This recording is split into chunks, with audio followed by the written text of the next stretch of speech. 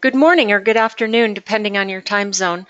Welcome and thanks for joining us for today's HIS Talk webinar, Converting Customers into Patients, Strategies for Creating Engaging Digital Experiences People Demand.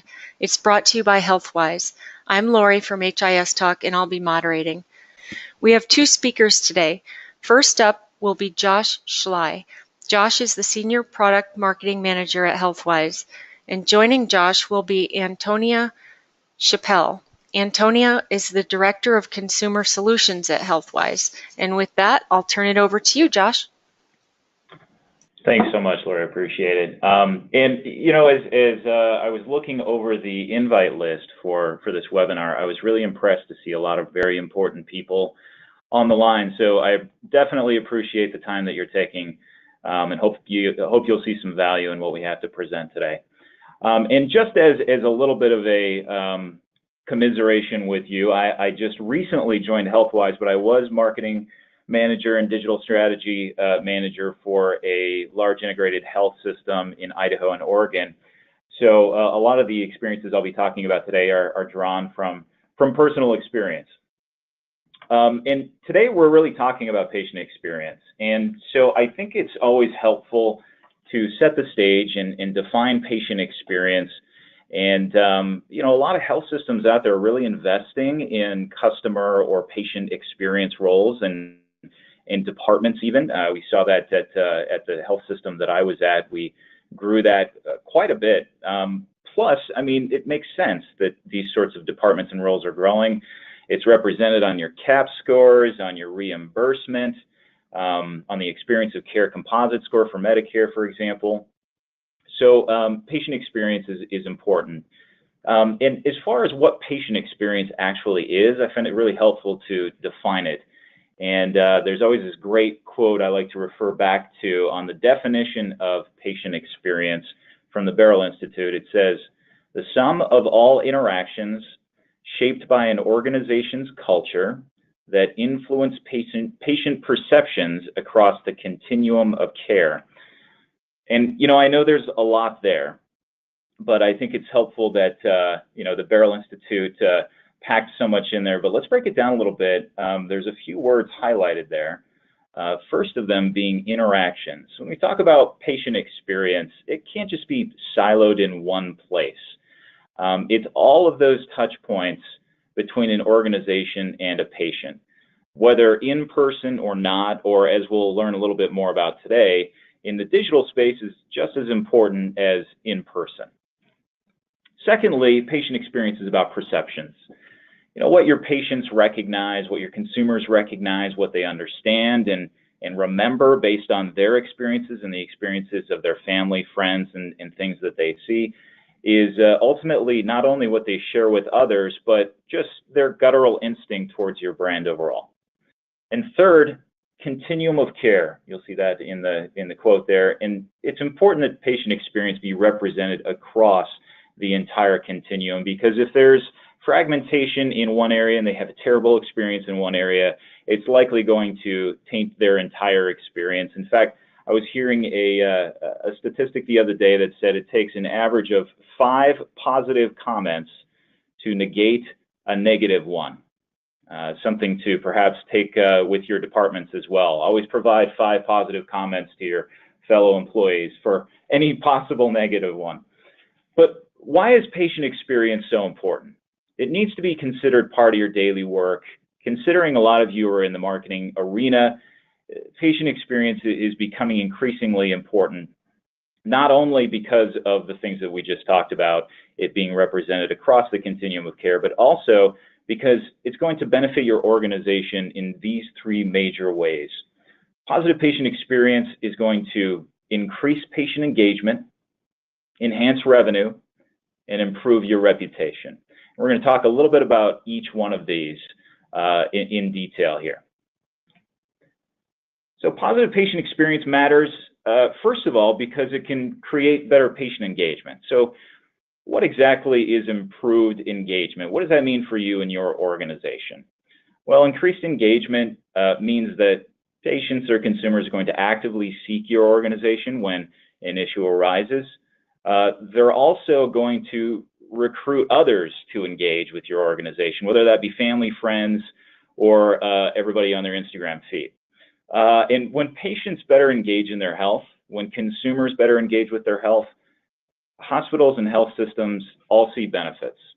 In fact, after improving programs around communication and around patient engagement, Georgia Health Sciences Medical Center, this was an ARC study, and pretty significant here, a 62% reduction in medication errors, 40% reduction in falls, and 50% reduction in length of stay. So those are really tangible items that your senior leadership would likely be interested in achieving all of those goals. And if you can better engage your patients, you might just be able to enable those drivers as well. Secondly, what does patient experience do for your revenue? Well, it has a big effect, to say the least. It enhances an organization's revenue by a significant portion of this dollar amount here, $1.4 million. That's the customer lifetime value, or the average spend that will happen for one patient over his or her lifetime. That's a significant spend. That's from the U.S. Census Bureau, by the way. But when patients have a bad experience, they're going to take themselves and they're going to take that spend elsewhere. Of course, influencing family, friends, and all others that they decide to interact with. And as we all know, negative news tends to spread faster than positive news.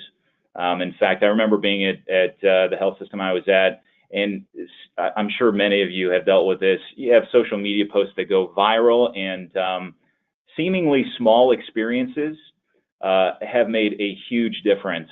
And so really paying attention to patient experience does definitely have an impact on revenue. And really similar to that, patient experience has a major effect on your reputation. I talked about the viral posts that sometimes you wish wouldn't go viral do, but you know, reputation is one of your largest intangible assets as an organization, as it impacts patient retention and whether a patient recommends you to others in their social networks. And this is a pretty telling example here, some metrics from the advisory board, where they did a study wherein 10% increase in customer loyalty would equal $22 million in revenue for the average hospital. I think that was around $100 million a year hospital that the advisory board was looking at. So over the course of that person or that group's lifetime, your community's lifetime, that $1.4 million per person spend, obviously that can be quite a bit more than anything your hospital might see from value-based reimbursement. So pretty important there.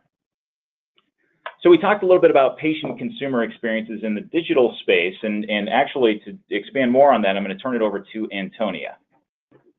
Thanks, Josh. So as you can see on this slide, 70% of adults in the U.S. today use a digital channel to manage their health. And these numbers probably aren't surprising to any of you. We know that people are increasingly turning to digital devices to research health concerns, get information, find and compare providers, and make appointments. And this shift in behavior, combined with the move to value-based care, makes it really essential to deliver engaging digital experiences that enable us to connect with consumers both inside and outside the walls of care. But today, developing these engaging experiences requires more than making content available in different channels.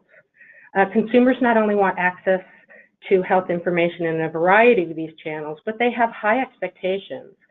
Really based on their experiences with online retailers like Amazon. So to compete for their attention today, you really need to deliver a curated personal experience that's responsive to their needs in the 24/7 digital world we live in today. So meeting people where they're at isn't just about channel, it's about connecting with them throughout their journey. And I love this quote from Adrienne Boise from the Cleveland Clinic, and I believe it's really at the core of what we can do to create truly meaningful personal experiences. But in order to do that, you have to understand your customers. What do they want? What's important to them? And one way to find out is just to ask them. I really learned the value of this when I was at TiVo, the digital video recorder company. We had just launched the first TiVo product, and we had a list of probably 30 or 40 things we thought were critical to include in our next release. But before we started development, we decided to reach out to our customers to ask them what was important to them. And the results were really incredible. People loved that we were asking for their input, and we discovered almost unanimously people only cared about 3 new features. So as you can imagine, this insight enabled us to prioritize those features for our next release, which really saved a lot of time and resources. And it also made our customers feel really like we valued their input and were being responsive to their needs, which drove both customer loyalty and evangelism. So remember, as you strategize about how you can increase satisfaction, start by asking your customers what's important to them. They're one of your best resources. So now I'm going to pass it to Josh. Yeah, so in that same vein, obviously, connecting with consumers is the ultimate goal here. But it is important also to balance the goal with connecting to consumers with your organization's goals. And I remember this, a great example I had from personal experience. We were doing some strategic planning, doing some marketing planning for a service line, Orthopaedics, during a time when we were implementing a lot of different new systems, email automation, we had a new CRM that we were putting in. And as I was putting the strategic plan together, I was thinking about all of the different touch points and all of the different targeting that I could do with some of the great digital channels that we have, and was thinking about how consumers really need tailored content, to Antonia's point. So we had to really think about how we were going to tailor engaging content for all of these different channels and touch points and segmentations, and come up with kind of a cohesive and effective customer journey. There was, of course, and a lot of you could probably relate, more work than you know what to do with, and less people than ever to do it. So providing consumers with the information they want, though, was the ultimate goal, when they want it. It's powerful. It makes them feel seen and valued. And when a campaign is cohesive and seamless, results, you can see results. I mean, there's real tangible results that you can bring to your senior leadership. So what does it look like to put a marketing plan together, a marketing campaign? Just wanted to kind of go over the basics, and then we'll go over an example as to how we tailored content specifically for a marketing campaign. But first of all, I think it's helpful to describe what sort of strategic planning goes into defining a marketing campaign. First of all, it's important to describe your objectives. So what exactly is your set of key performance indicators? Is it something like time on site? Is it your lead conversion rate? Is it your engagement on social media? Or is it something that is more relative to financials, total contribution margin for a service line, or volumes, for example? That's really important in figuring out exactly what you're going to do next. Secondly, you want to develop your target audience. So once you've determined what your objective is, who are you talking to? Now, this is great. It's easier than ever to do this. Whether it be through working with your data team. All healthcare organizations are collecting some really rich data at this point that you can do some analysis on. Or if you have a great, robust CRM, you can do that as well and pull some reports to develop your target audience, or audiences, I should say. And then third, what behavior do you want? What's the action you want your audience to take? It's important to delineate here, I think, the levels of engagement, or the levels of the funnel, the sales funnel. Most folks are familiar with that. If you want to call it the engagement funnel, that's what we called it at our organization. So we determined what those segments were and what level we needed to deliver what messages and how to make those resonate. So we talk a little bit about tailored content, and that's what we really wanted to do, is delineate the levels of engagement, whether that be at an awareness level, preliminary engagement, active engagement, or if they're at the decision point. And then finally, you want to develop your tactics. So what were the things that we were looking for? We were looking for some really great key performance indicators, or KPIs, relative to better web traffic, more interactions through social media. We wanted higher lead conversion rates into patients and higher patient loyalty. And we measured that through a number of ways. Considering all of those different factors, we had to look at historical data, and then kind of looking at what points do we want people to convert at a higher level. So I'm going to talk a little bit about the orthopedics example I was giving earlier. And we wanted to tailor some content in a campaign around knee pain sufferers. And the objective we had decided on was to engage consumers to support a service line, an increase in volumes for our knee replacement surgery. So volumes was one of the main objectives.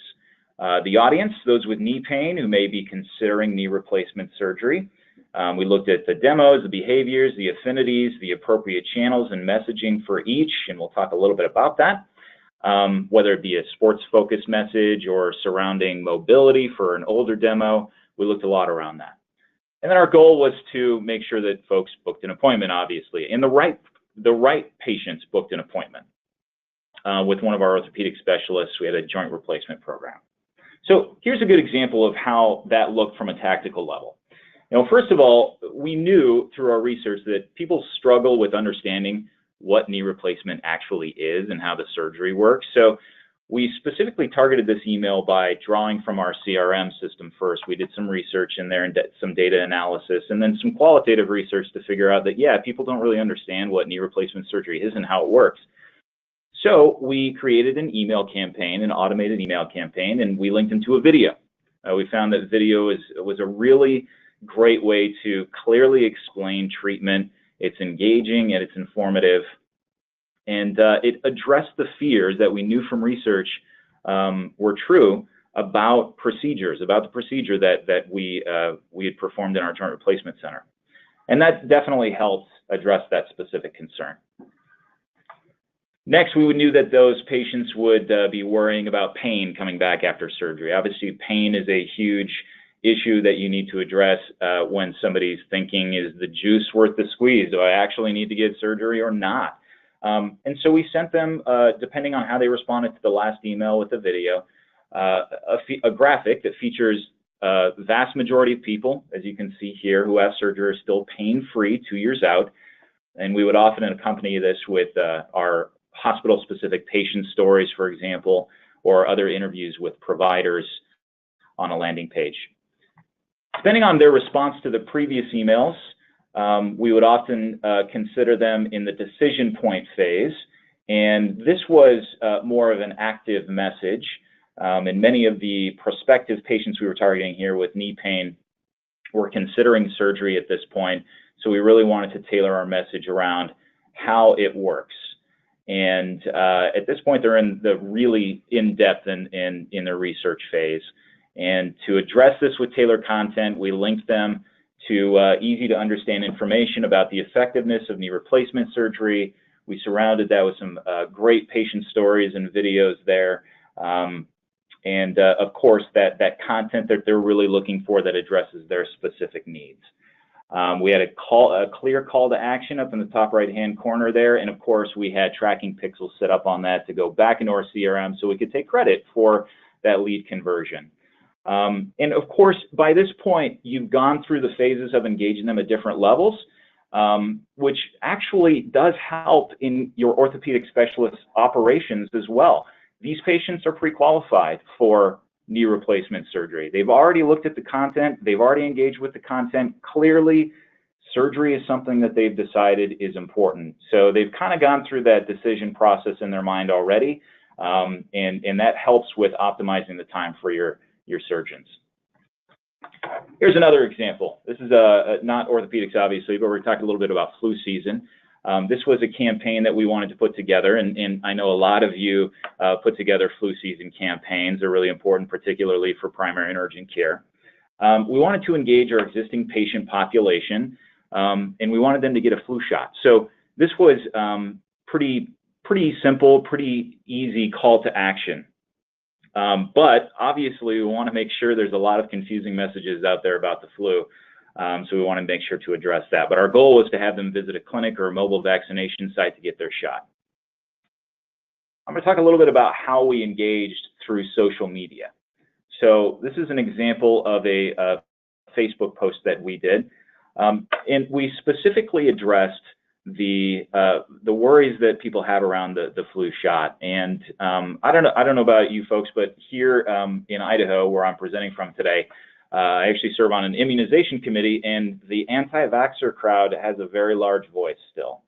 And they tend to confuse a lot of people. And so those people that are on the fence and unsure as to whether they should get a flu shot or their child should get a flu shot, you need to be able to dispel those myths. And you already have trust in your brand. This is only going to help in providing them with the right information at the right time. And of course, looking at who you need to target that to is really important as well. We also did something similar on Twitter. A lot of patients aren't sure if they should get the flu shot in the first place, so we posted some information on who should get the flu shot and why it's such a risk to patients who are very young or very old. And this was great for patients, but it was also great for engaging the local news media. Here, where we posted from was a lot of use of Twitter was from the traditional news media, and this definitely started the conversation with them. So heightened awareness in addition to using your own channels, your own social channels. And then finally, we wanted to talk about the benefits of getting the flu shot in this short video. We've found that short videos are often very engaging, and it helps because it's much easier to explain a concept. And we talked about the positive aspects of getting the vaccine for those who hadn't got their shot or made an appointment. And of course, this all linked back to a much more robust page with a clear call to action, as you can see in the top right there, just like the Orthopaedic campaign, and a little bit more information that comes from that teaser, so that we were able to address those specific concerns in a thorough way. This last example I'm going to go over is for a maternity campaign. And we wanted to support our maternity service line by engaging existing and potential patients. So we had 2 use cases there, people who are already loyal to our system, but we wanted to make sure to engage them as they started to think about, which maternity center I'm going to use. Our audience, we did some research and found that existing patients and potential patients who are thinking about having a baby, which is one use case and one segment, or those that are already pregnant. And that was important in helping us determine our message. Our goal was to get the audience to enroll in a pregnancy program. So those are always great. I'm sure a lot of you on the phone today have specific pregnancy programs built out. And it's great to sort of accompany those with a very specific focused marketing campaign. So this was an omni-channel approach. And I'm going to show you kind of first what we did on social media. And we found that doing some research, we found that starting a family, there was a lot of worries about, this might be my first child. I don't know where to start.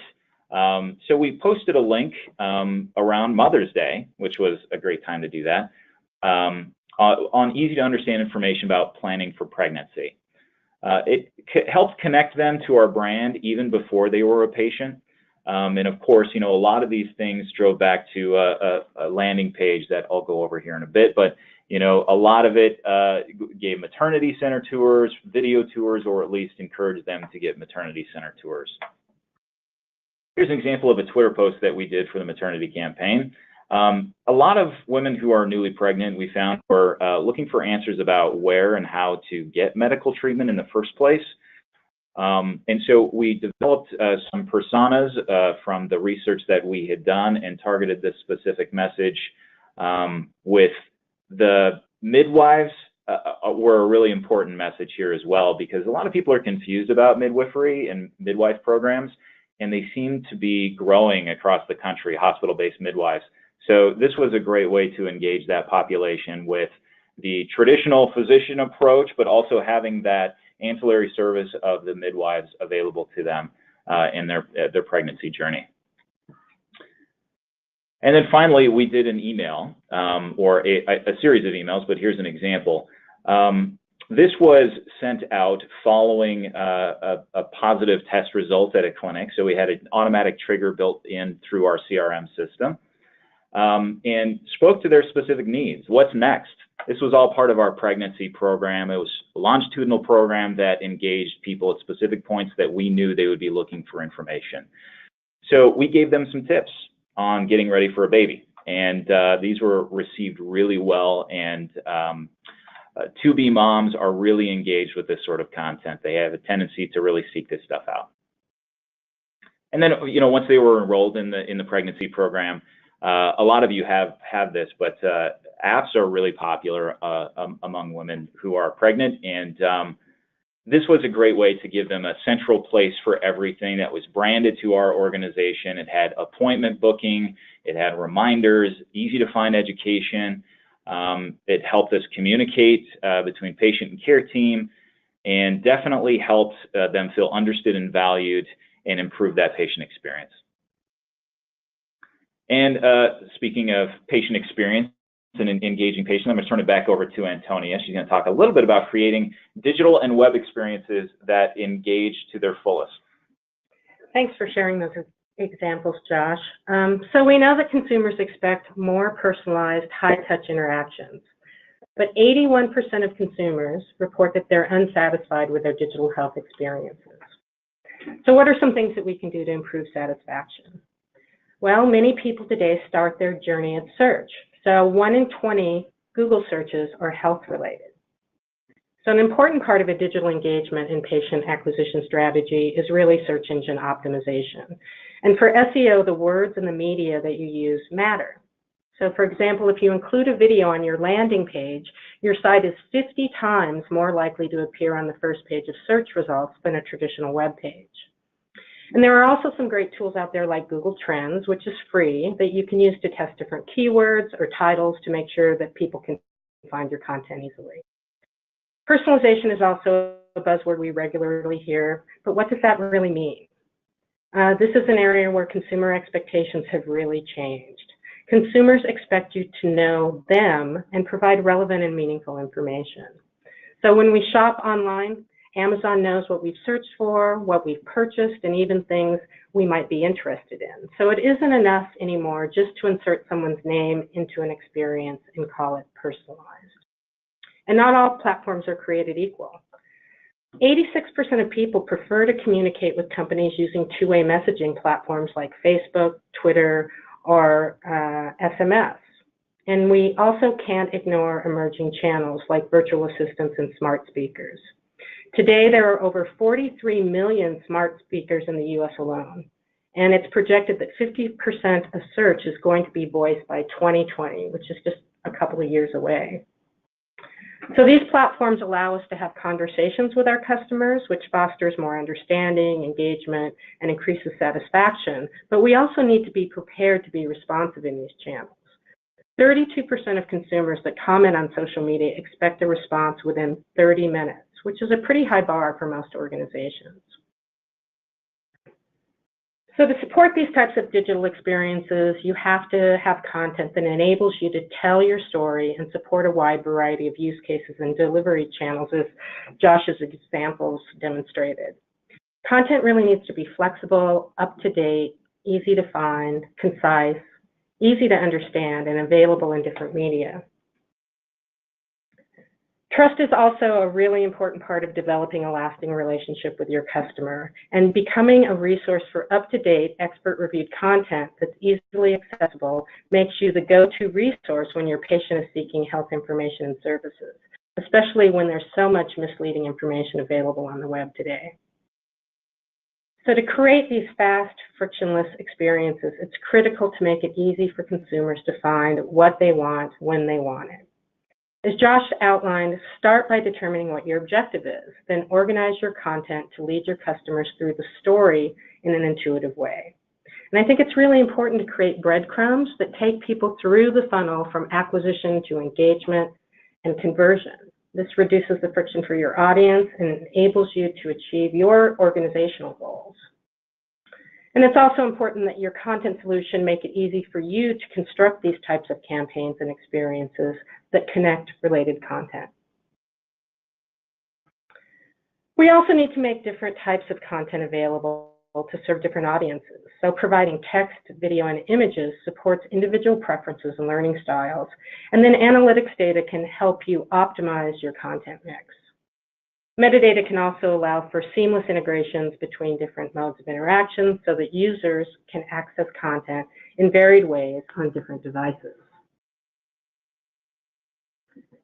Another important thing to remember is that in today's digital world, less is truly more. So it's important to optimize your digital experiences by starting small and thinking mobile first. People want short, easily consumable content. You can see in this example that we've used short patient education about flu vaccines to get people to the information they want quickly. And including video is really a powerful engagement tool. So 81% of video viewing sessions capture people's attention. And blog posts that include video content attract 3 times more inbound links than posts without it. Lastly, we've all heard about the shrinking of the human attention span, but if you're providing valuable, relevant content, people still pay attention.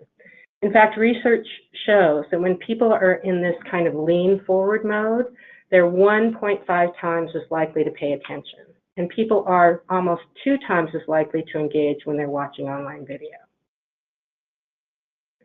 But we also need to make sure that content is easy to understand. As you can see in this example, adding an image can really help make complex topics more accessible.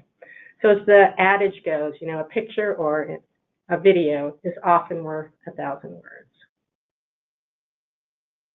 Last but certainly not least, thinking about the examples Josh shared illustrates the importance of flexible structured content, which is really just smaller, granular pieces of content, including text, video, and images, organized as independent parts to enable you to create these really rich omnichannel experiences.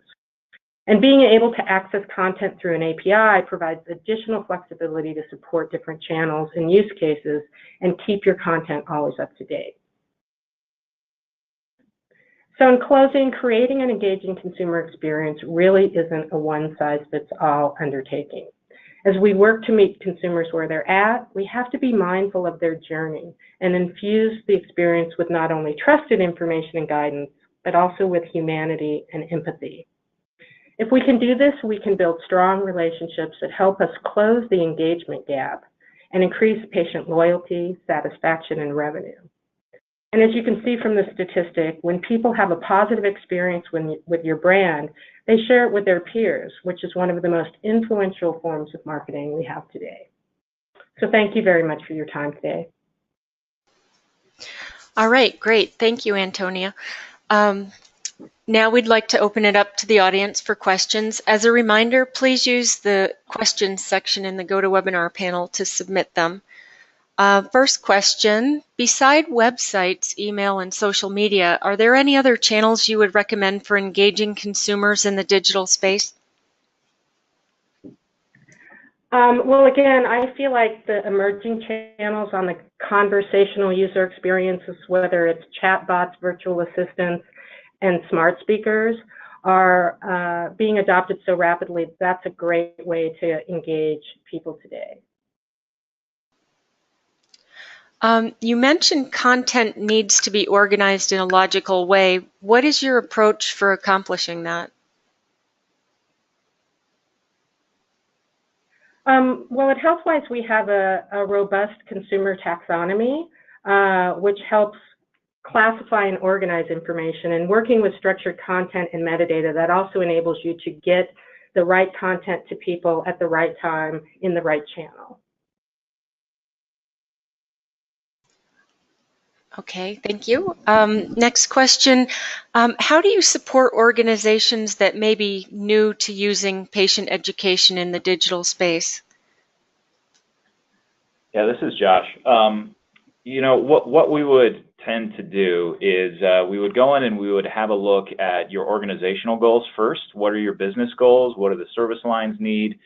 And services that would come in and first take a look at those. But secondly, they would take a look at different metrics that you're using today. So a good example is Google Analytics or any sort of analytics reporting that you currently do to help determine, you know, exactly where do you need to go, where are you at today and where do you need to go.